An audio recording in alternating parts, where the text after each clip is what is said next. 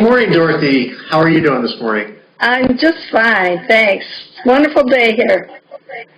Yes, and where are you today? I'm in Michigan. We're having hot weather today, but usually it's nice. Sunny, green, a lot of green, and a lot of blue, dark, bright blue skies, and it's a perfect day in Michigan. And you are where? Very good. Tell us. I am in right now. I'm in Orville, California, but I live in Marin County, California. Oh boy, out there with all the groupies. That's right. That's right. And tell us about your life and how you got to this point. Well, I grew up in a standard middle-class neighborhood. My parents tried to get me involved in some sort of religious stuff, and I had zero interest in it. And I just wanted to work and have fun and ride motorcycles and bicycles and chase women, the normal things that kids do. And it worked really well for a while. And I had kind of an emotional strategy that I just tried to keep that positive attitude stuff, and I tried to avoid any negative emotions or any sadness or anything. And eventually that particular strategy kind of backed me into my own little corner. And I became very depressed and suicidal and really couldn't figure out how I was going to function. At the time, the girlfriend I had would sometimes forget to come home, and it was very difficult for me. So I decided I was going to get a new girlfriend, and what better place than a relationship compatibility class. And I went to that class, and I met this beautiful woman who had a beautiful French accent. And she was reluctant to go out with me, but she said if I was interested in this particular spiritual path, that she would go out with me.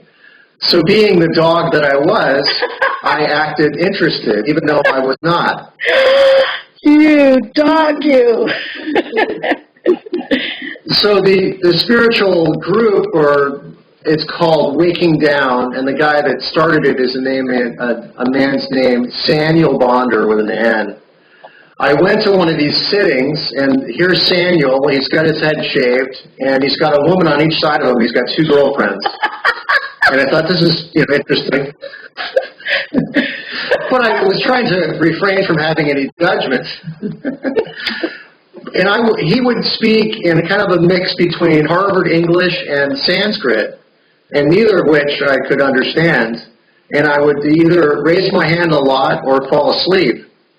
And it was very strange. My depression started to clear, and I was able to get back to work again, and I couldn't understand why this was, because he didn't say anything that really changed me, but something was changing me. So I became very involved in this particular group, and then in November of 2000, I was in my tow truck, and I usually, most of my life, really lived in my head, and I had a lot of thoughts running through my mind all the time, and I was pretty much only living life from here up. I was in that tow truck, and I was in Mill Valley, California, and I stopped at a stop sign, and my mind was quiet, and I was feeling very blissful, and I first reached for the knobs on the radio, and then the heater knob, and I realized that this wasn't something that was happening to me externally, it was something happening internally. So it was a very strange experience for me that this had happened, and apparently in this particular spiritual practice, this is very common, that they have these witness awakenings and second birth awakenings. And it's all conceptual until I experience it, of course, because I wasn't there for that purpose. I was there for this woman. Now, if you were a Christian, you were born again. Okay. Right. But it's interesting. I hear people use a lot of terms, but this was a very profound experience. It wasn't like I saw life slightly differently. I was having a very different experience of myself and the world, and how I saw the world, how I communicated with the people, how emotions came up never before I had access to them. Very interesting process. And how do you explain this anyway? You sit down and write a book. But yeah. Hey, for the first 50 people that get a hold of me, my website is Cotton Coaching. I'm a certified life coach. The first 50 people that get a hold of me, I'll give them a free life coaching session. And I also do a transmission of an intention field, and I also do open-eye gazing. I do a lot of things. I used to be an auto mechanic. This is a very different life for me now, but I'm really here to share in this blissfulness that has showed up in my life. So the first 50 people will get this free whatever. Free one-on-one session with me. Oh, and how do they get a hold of you? I have 3 websites. The book website is Racing to Enlightenment. Racing to Enlightenment. And then my coaching site is Cotton Coaching, just like the fabric with coaching after it. And then my intention field site is called myintentionfield.com. Okay, so the one is Racing to Enlightenment, and then Cotton, your name. Yes. .com or? Cotton Coaching. Cotton Coaching. Cotton, yes. Okay. And then the other one was? My Intention Field. My Intention Field. Okay, you're really taxing my memory here, Philip. People, you really want to get in touch with Philip, you better grab a pencil. He'll repeat this later, won't you? That's fine. Cotton Coaching you can spell. That's an easy one. I got that. Cotton Coaching. And the book is on Amazon and Barnes & Noble, of course. And there is a Kindle edition. And how can you forget your name, Philip, with one L, and Cotton? Correct. Like your favorite fabric. That's right. I have a cotton blouse on. Okay, go on. Tell us about this truck and your experience in driving your tow truck.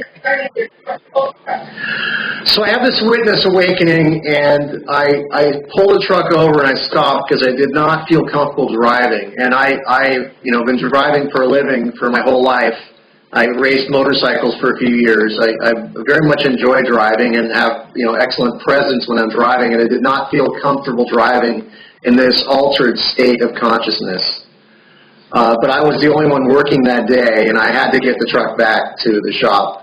And I figured, well, I've driven drunk before, not in the tow truck, and it's been a long time since I drank, by the way. But nonetheless, I very carefully got that truck back to the shop. And that day, that state, it stayed with me, and it's still there. I'm more functional now than I was that day. And it eventually shifted into a second birth awakening, which is a more bodily experience and not so disconnecting. So I'm in a deeper state of reality and have more awareness, and I'm able to see how things unfold better than ever before. Wonderful. How long? But it continually evolves. And so what happened to this happened in November. What? Well, okay, so about a year later, we were still together. I didn't make much change in my life from this experience, and I think the universe was asking me to make some changes, because I don't think my higher purpose was to, take cars for the police and charge lots of money to people and moving their cars around. It was obviously to work with people. So about a year later, I was up in Orville. I was working on an orchard pump, and I was soaking wet trying to prime this pump. And I reached over and turned it off, and I reached down to grab the pump, and there was a live wire that had shorted out somewhere, and I locked my arm on this pump. And I had realized in that moment I'd worked very hard in my life for some future event, and this was that future event. And it was very discerning for me in that moment to say, hey, wow, my life is going to end right here in this orchard, and this wasn't what I had hoped for. Anyway, I looked at my left hand. I was going to try to pull myself loose, and I realized I was inside a metal building, and I realized that would probably kill me if I touched anything with that other hand. So I was able to get myself on the floor, and with my strong cycling legs, I pushed against this well tank, and it pulled the wire out of the plug, and the wire died, and I was alive. And that really got my attention, and I decided that I was going to live each day like it was my last. I want to enjoy each day and connect with people.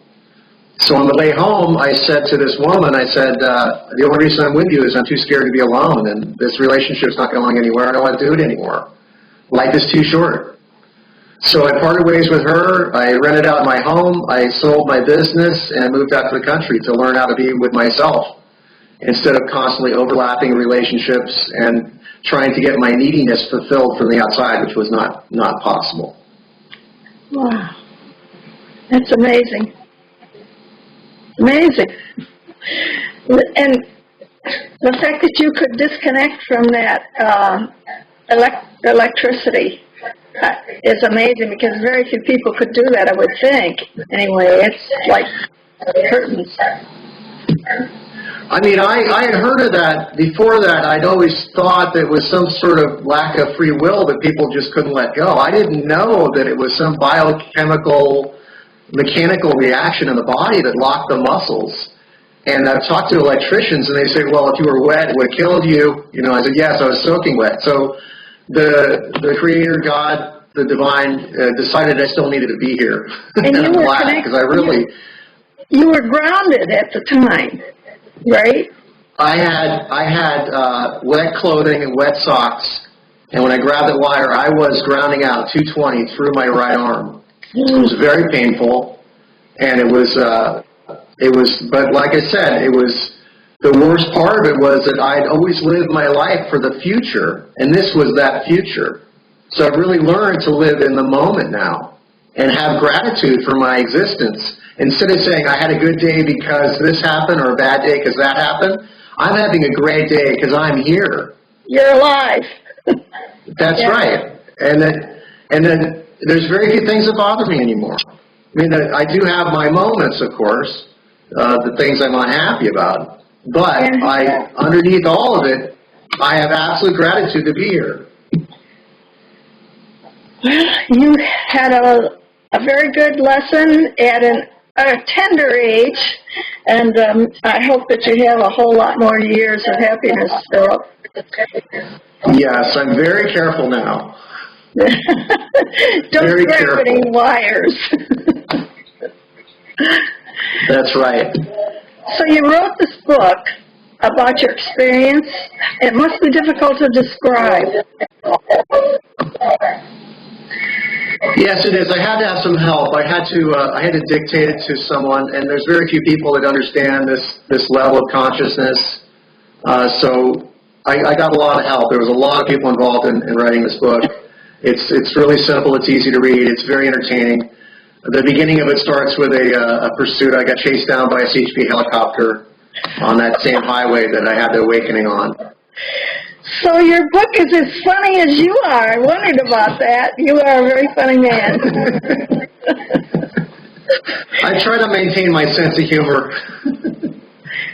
So I think your viewers have got their pencil ready. Why don't you tell us once more how to find Okay, so the first 50 people that contact me regarding this interview will get a free life coaching session, or a intention field transmission, or if they just want to sit quietly with me on the other end of the line, that's fine. I'm just here to help any way that I can, share any way I can. And you can read, my website is cottoncoaching.com. The name of the book, Racing to Enlightenment, and both of those have websites, of course. Have you found the right girl? I did. I was at a retreat in Colorado 9 years ago, and I met a gal who's a psychic and a minister, and we've been together 9 years now, and we both continually grow and evolve together, and it's really beautiful. I really feel blessed. I imagine all the women watching now are going to be so disappointed. Not me. I've already got mine, thanks. So I'm sure you do. You're beautiful.